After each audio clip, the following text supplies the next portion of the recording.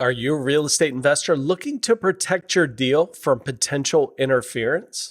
Look no further. In this video, I'm going to teach you how to shield your deal by using an affidavit of memorandum. An affidavit of memorandum is a legal document that can help safeguard your deal by publicly declaring your interest in a property. By recording this document with the county recorder's office, you can prevent other investors from swooping in and stealing your opportunity. Just think about this for a second. You put a house under contract to buy. Come to find out, another investor went around your back, signed an agreement with the seller for a little bit more, and now closed on the property prior to you closing on the property, basically stealing the deal away from you.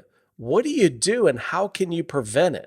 So an affidavit is a one-sheet piece of paper that says, I, Chris Goff, swear to the world that I have this property under contract and I'm going to close by this date. Now, this contract can be found in REI Pro. So if you're not an REI Pro member, you can sign up for a free trial at www.myreipro.com. You will find it underneath executable step number 6. And it doesn't matter what strategy you're working. If you're wholesaling and you put a house under contract, or if you're doing a lease option or maybe seller financing, this is a great way for you to protect the deal from other investors going around your back. And guess what?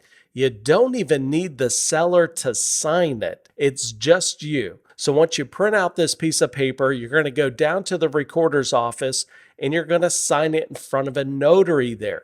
You're then going to file that piece of paper in the county recorder's office. Now, that fee could vary depending on your county. Now, just think about this for a second. If a new buyer came in and bought it around your back and you filed this affidavit, right? So the new buyer and seller go to closing, and when they do a title search, guess what's going to pop up?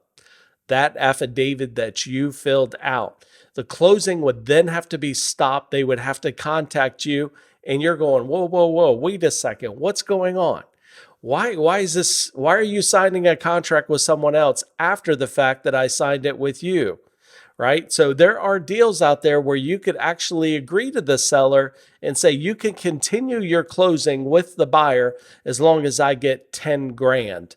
Otherwise, you're in breach of contract and I can sue you for it. So you do have a couple of options if they go around your back, but it's definitely a safety net. I can tell you there are so many students of mine that save deals, even realtors that other people just trying to come around their back. This is a great tool and it's very inexpensive. We offer it for free inside of REI Pro. So definitely download that and start using the affidavit on your next deal. And let me show you how to fill this out.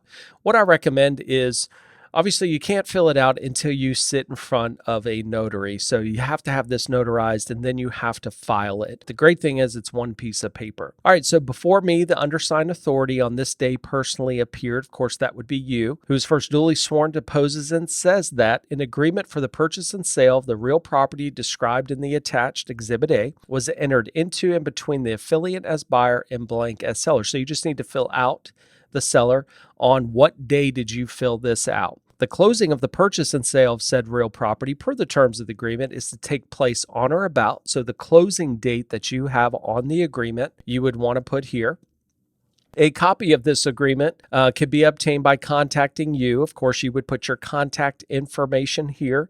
You will date, sign, and then the notary is going to fill out the rest. That is it. This is so simple to do, but it's a big deal because how I learned about using this is because it happened to me. You know, it's the time you don't fill this out that, you know, things go wrong, unfortunately. But this is a great tool. I know it has saved thousands of dollars for people just from sellers. You know, you can't trust anybody nowadays, it seems like. So definitely protect yourself on your deals. And this would include any kind of deal that you have under contract to buy. Okay, so it doesn't matter what strategy, any contract that you have, definitely want to fill this out in step 6. Once you do it, you're good to go. Now, once you go to closing, this will be released because obviously your name and you're part of this transaction. If for some reason this were to exceed or you couldn't purchase the property, something went wrong, this would actually expire once that closing date expire.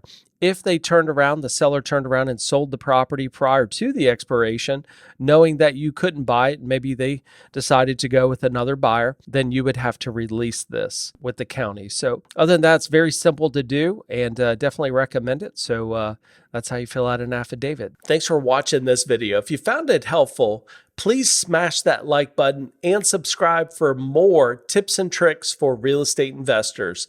Happy investing.